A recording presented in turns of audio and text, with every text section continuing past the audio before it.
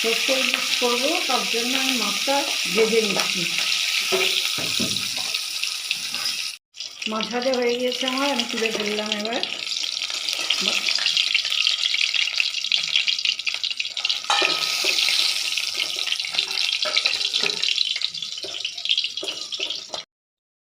পাঁচ ফোড়নের শুকনো লঙ্কা দিয়ে দিলাম।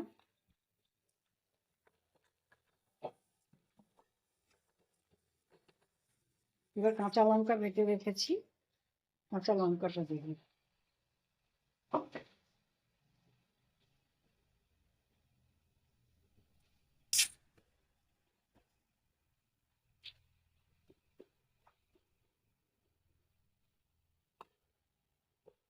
সাদা সর্ষে আর কালো সর্ষে ভিজিয়ে রেখে বেটে ছেঁকে রেখেছিলাম।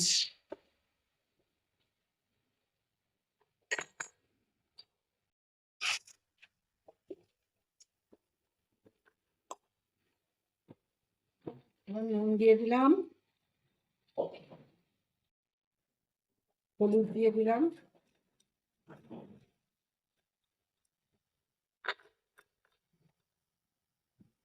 এবার টক দই ফেটিয়ে রেখেছিলাম, টক দইটা দিয়ে দিলাম।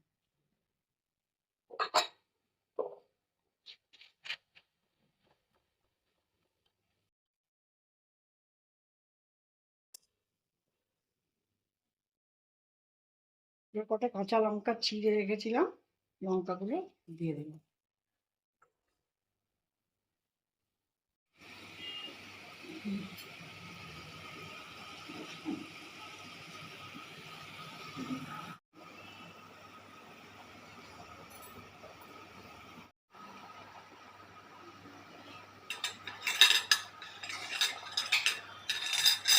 এবার ইলিশ মাছটা দিয়ে দিলাম,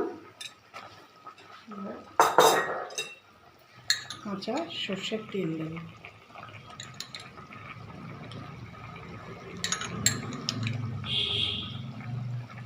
একটু বেশি করে তেল দিতে হবে, যেহেতু সর্ষে ইলিশ, সেহেতু তেল আর ঝালে এটা সমান সমান হবে। এবার আমি ঢেকে দেবো, একটু একটু আস্তে আস্তে হোক। একবার দেখে নিই, আমার হয়ে গিয়েছে মনে হচ্ছে। হ্যাঁ, হয়ে গিয়েছে। এবার আমি ঢেলে ফেলবো।